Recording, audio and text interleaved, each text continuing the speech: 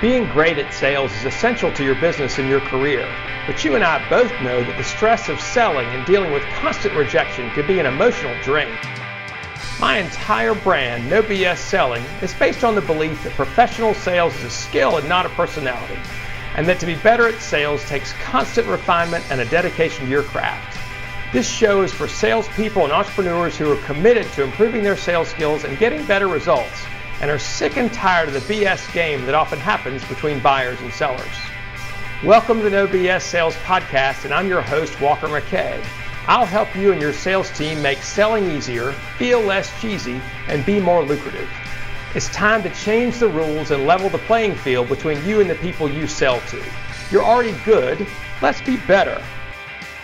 I don't know about you guys, but for me, this month has been weird as shit already.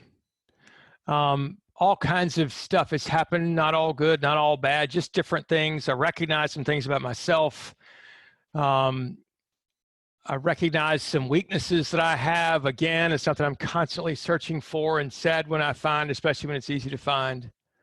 But I caught myself in the last 3 or 4 weeks unknowingly making excuses.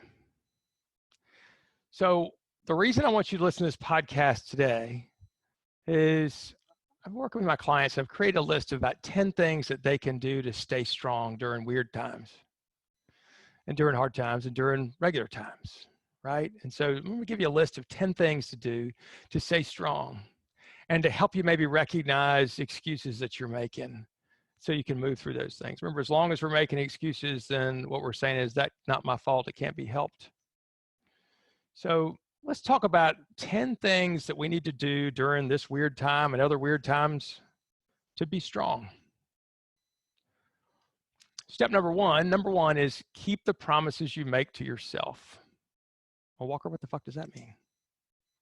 Well, that means to me, I will often say things like, I'm going to get up tomorrow morning and run, or I'm going to go to the gym 5 times this week, or I'm going to make 25 phone calls today, prospecting calls. If I do those things no matter what, if I wake up and go for a run, that's what I'm supposed to do, and I'm honoring the commitment I made to myself. If, however, I wake up and I don't feel like it, and I don't get out of bed, and I don't tie my shoes, and I don't go out and run, then I don't feel very good. And then honestly, what your brain processes it as, it's weird the way this works, but since I made the promise and I didn't show up, I didn't do it, your brain processes it as if you did do it, but it didn't work. Right? So like this morning, dumbass, me, was going to run because I run every other day because that's who I am. That's what I do. And today was the other day. And I didn't do it because I was tired when I woke up. And so I just went about, got showered, came to work, said maybe I'd run at lunchtime, which then I didn't do. And then I said I'm going to run this evening. I better do that. I'll do that. I want to run this evening. So there's a promise. I'm going to run tonight when I get home. But when you don't follow your own promises, what you're telling yourself is, I'm not that important. What I say doesn't matter. What I want doesn't matter. The point is, if that's what you're telling yourself, you're not putting much value in yourself. There's no way to be strong by not putting any value in yourself and what you say. So keep the promises you make to yourself. Number 2, neither give nor accept excuses. What's an excuse? Is when you blame something else for your outcome, for where you are. When you do not take responsibility for something, you're making an excuse. Right? There's always something we can take responsibility for, right? You don't make the sun rise and fall. You can't make it stop raining. But you can say, shit, I didn't prepare for bad weather. Or, all right, let me go back to a business excuse, right? So let's talk about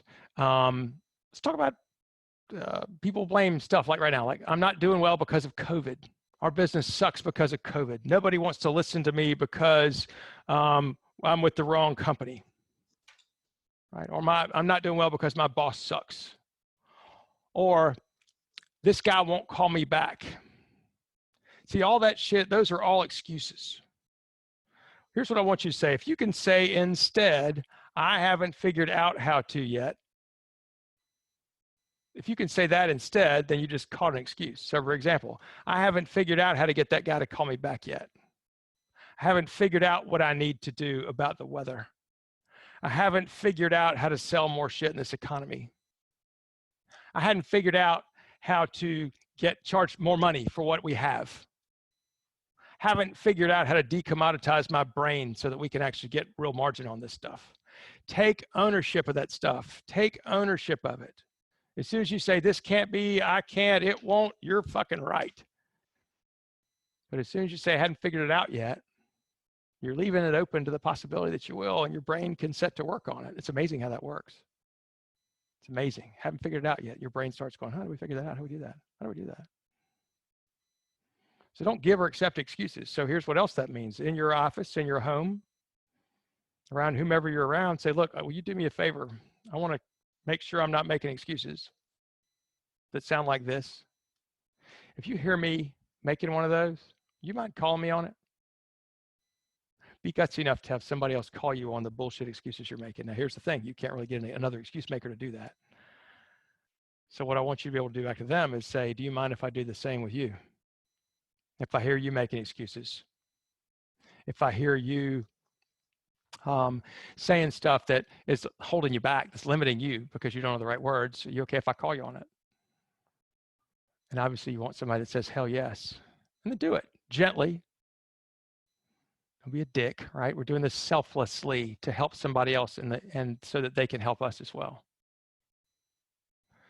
Number 3 is surround yourself with other people that you aspire to be.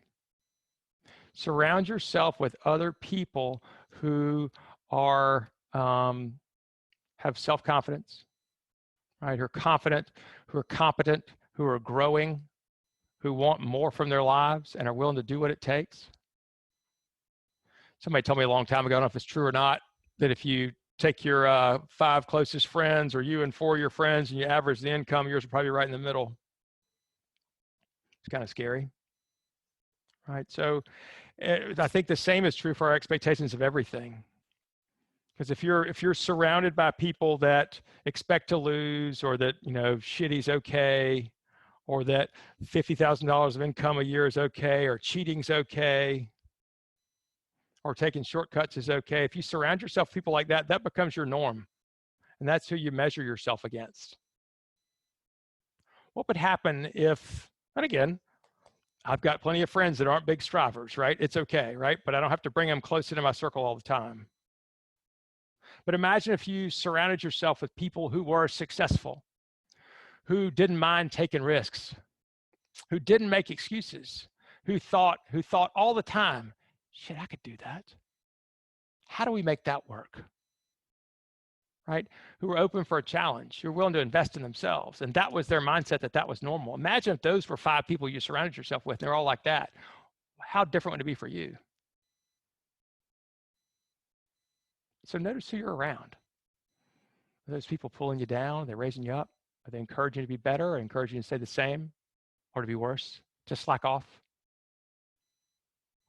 Because you're going to norm yourself into whatever group you're with. Next thing, one of the things I may have talked about on the podcast before is life is hard, and it's hard for everybody. And if it's not hard for you right now, something will happen that will make it hard for you. Hard shit happens all the time. That's just life. It does happen.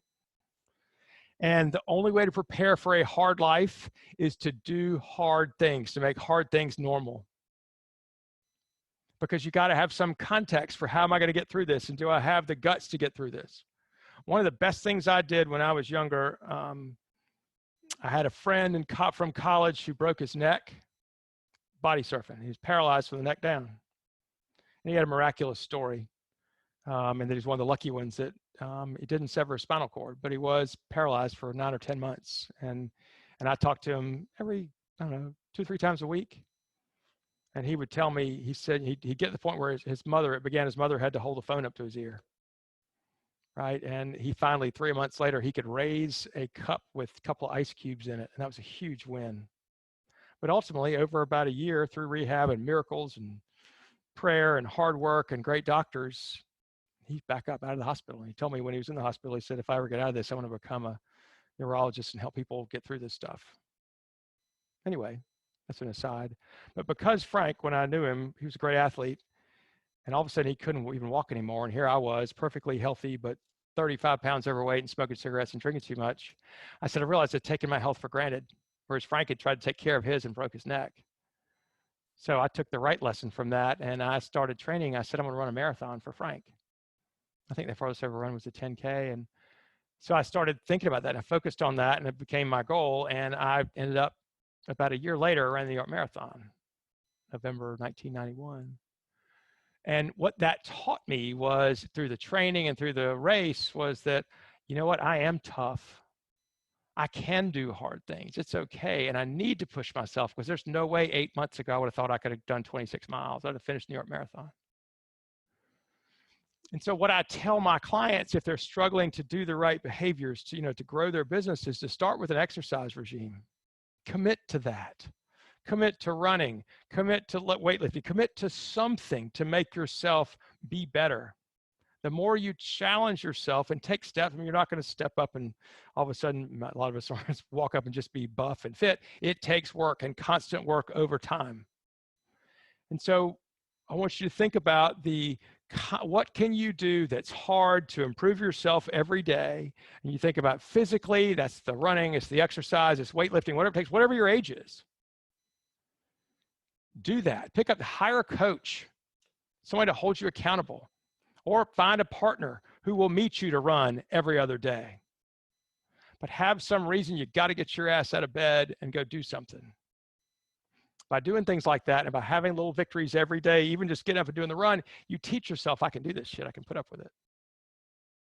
So along with improving your body, I want you to work on improving your mind every single day. Read books, get better.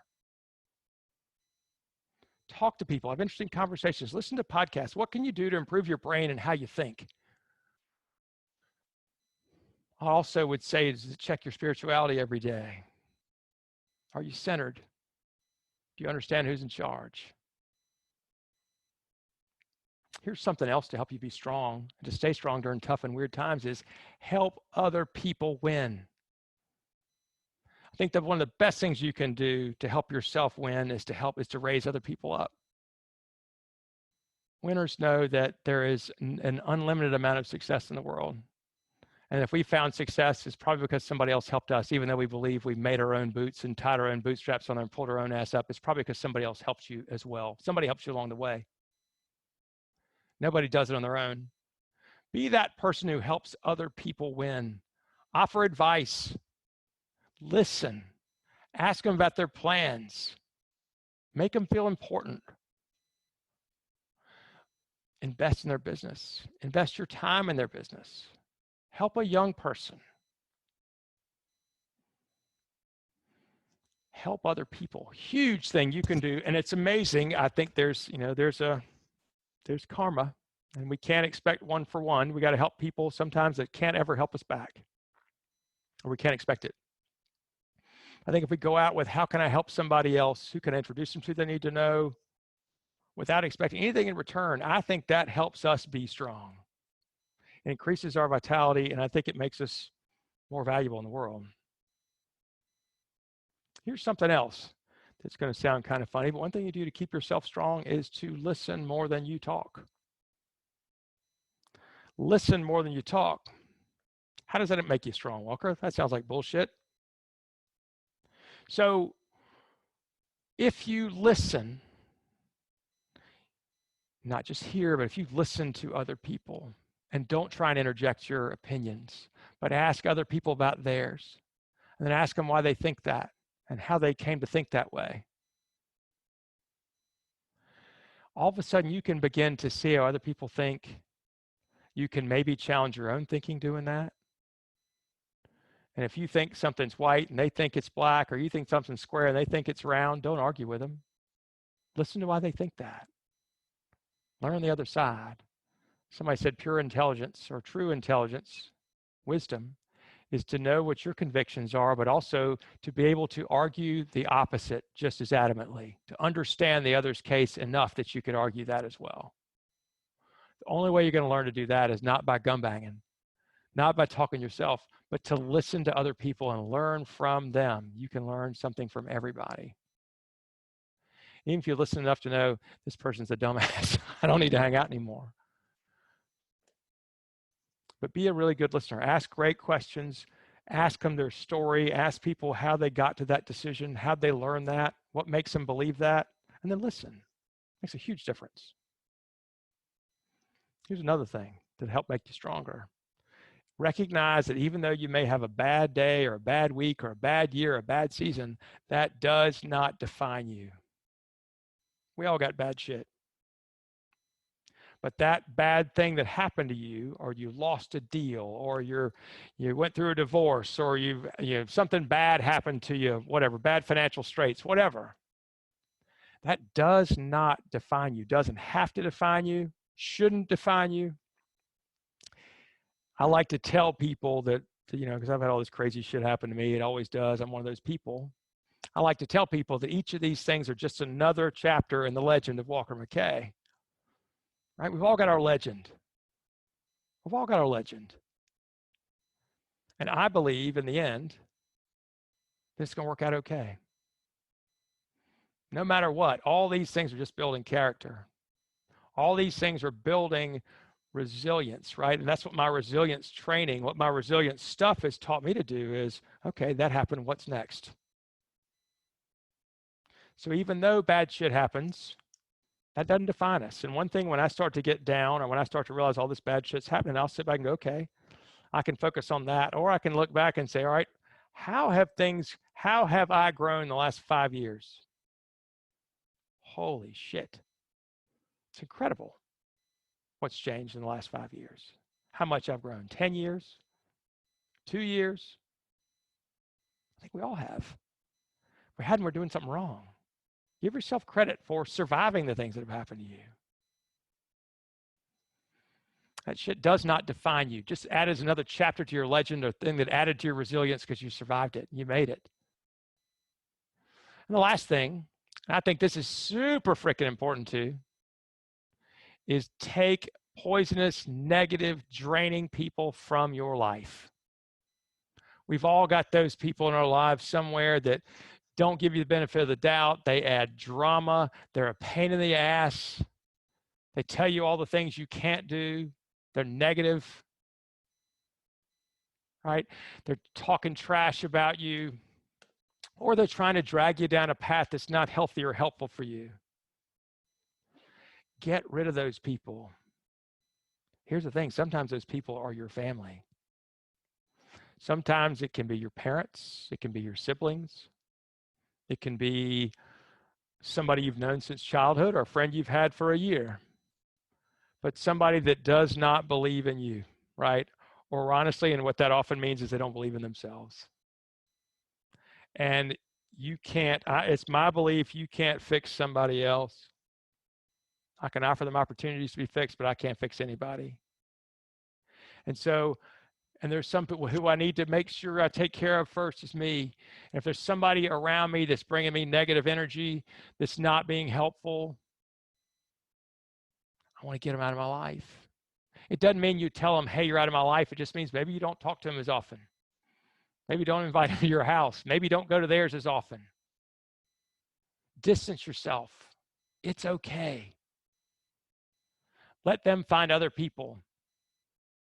And you move on and do the same thing. You'd be amazed at what changes in your life when you take some of the negative people out of your life, when you just refuse to let them impact you.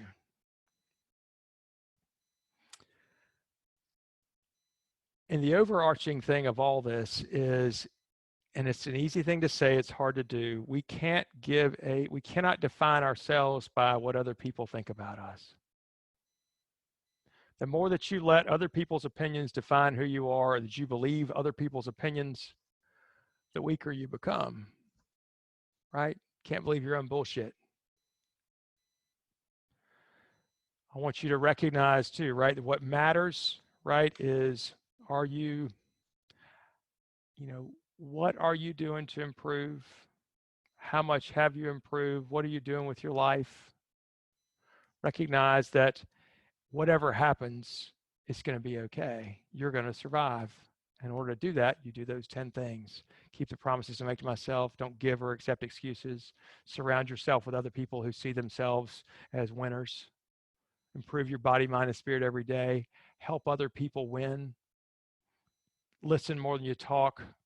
Recognize that a bad day, week, year, season doesn't define you. And remove poisonous, negative, draining people from your life. If you can do those 10 things, they're not easy, but they're simple. You do those 10 things, you can survive damn near anything. If you like this podcast, subscribe. Smash the subscribe button, the cooler people say. I've got a mailing list, an email list I send out twice a week. I send out kind of books I'm reading, things I've come across, thoughts about sales, business, entrepreneurship, videos I've done, link to the podcast. If you want to get that stuff and get it before other people, get on my newsletter list. To do that, you can either email me at walker@walkermckay.com, or you can text the letters NOBS, no spaces, no BS, NOBS to the number 66866. Newsletter's growing fast, getting shared a bunch. It's a great thing to kind of learn what's going on and to up your game. Always, if you are somebody that says, I want to get better, I need some help getting better, I need somebody to challenge me, to push me, to help me be better at business, be happy to talk to you. Email me, walker@walkermckay.com. It's also a freebie, a giveaway, which is 7salesmistakes.com, which is a video series I did. It's free. It'll show you some mistakes that probably at least one of them you're making right now. You don't even know it's a mistake. And it shows what you can do about it. So 7salesmistakes.com. Go there. Watch those videos. Reach out to me. Let me know what you've learned. Somebody needs to hear this podcast. Share it with them. No BS sales team, you guys are awesome. Thank you so much for listening. Look forward to our paths crossing. Let me know what you think. Rate and review this podcast.